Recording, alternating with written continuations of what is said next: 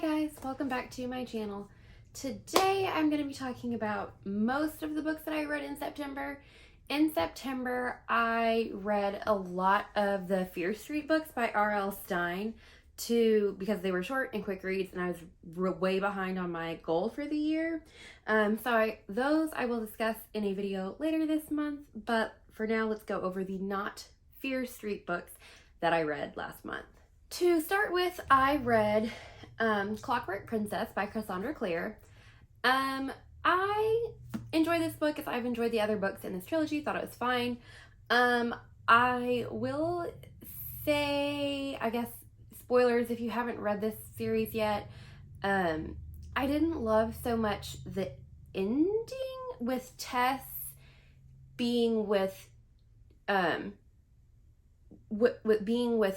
Will until he died, and then like getting with Jim like years later. I don't know. I just didn't love that whole romantic triangle. I really would have preferred her to just pick one instead of this weird back and forth between the two of them, and the two of them being like, well, it's fine because we're besties. I don't know, but that was that book for me. I also read another Kristen Hanna book, Summer Island. This book, like I've said that Kristen Hanna is my favorite author, and she has written a lot, like several books that I do really love. But the more of her that I read, the more I'm like, some of her books are really hits for me and some of them are really misses. This Summer Island to me was a miss. I felt the story was way too predictable. The premise of Summer Island is that this woman named Nora, who hosts an advice show on the radio, and is like very famous nationally, there ends up being this scandal, some old nudes leak, and it's found out that she was sleeping with another man while she was still married to her now like ex-husband. And she ends up getting in this terrible car accident as well after all of this has happened. So to kind of get out of the eye of the media, she goes to this small town to kind of hunker down and regroup while all of this is hopefully blowing over. Her pretty much like estranged daughter, Ruby, who is like a struggling comedian, comes home to help her mom, like because she needs help doing things after the accident. But also she is being pressured to write this like tell-all article of like what it was like growing up with her mother and like the scandals and like the things that people didn't know about her, because Nora has been really idealized by the nation for this advice show, whatever. And I feel like the plot from that is pretty predictable. Like obviously they end up bonding, and there ends up being backstory to Nora like having an affair that her children didn't know about. And I guess spoilers, but Ruby doesn't go through with this like smear campaign, basically like terrible tell-all article. So that was too predictable for me. Overall, I felt like it was too kind of cheesy, because also Ruby's like best friend from growing up pops into the story at some point, like back on the island. And it's like she's never been in a relationship like since him when she was like 15 years old, and he's never like been in a like real committed relationship either, even though they're both in their like 30s or 40s, like they're grown. And it's like they reconnect and they realize that they've been in love with each other since they were teenagers, and like their feelings never stopped, blah blah blah. I don't think that story is really realistic. Like I wouldn't have cared if they had like reconnected and fallen in love. It just seemed super forced to have these people that are well into adulthood, and it's like they've never been able to connect with anyone else romantically since their teenage years.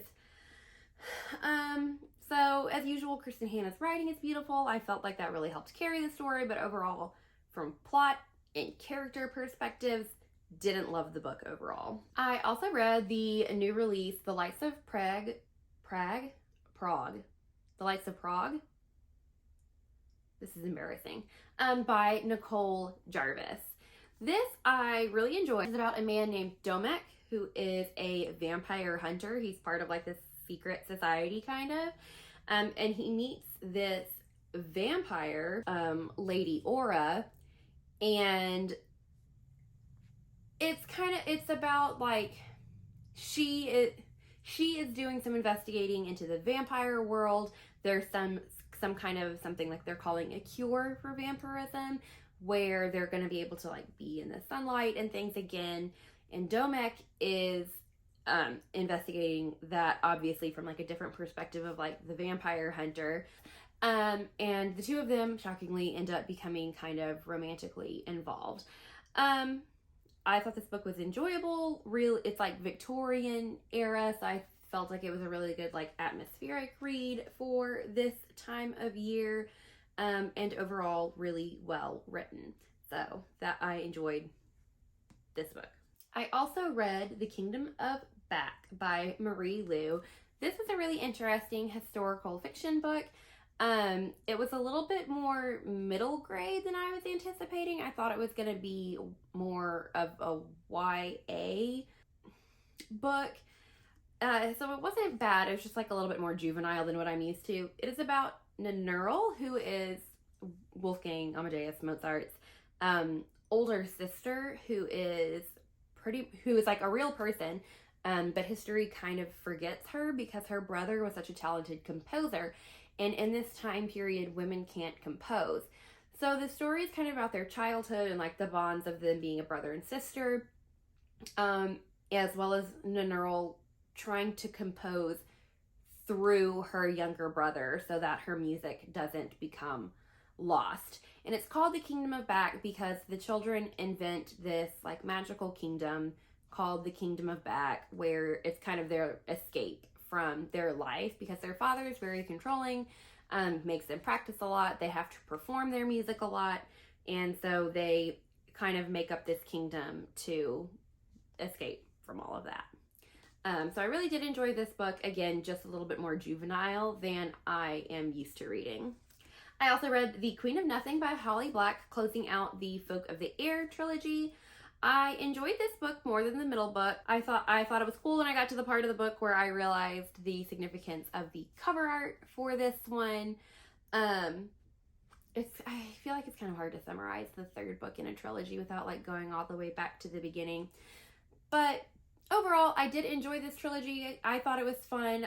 I don't know if it's worth all the hype that it gets online, but overall, I don't regret reading it. And finally, I'm going to close out with talking about The Devil and the Dark Water by Stuart Turton, who also wrote The 7.5 Deaths of Evelyn Hardcastle.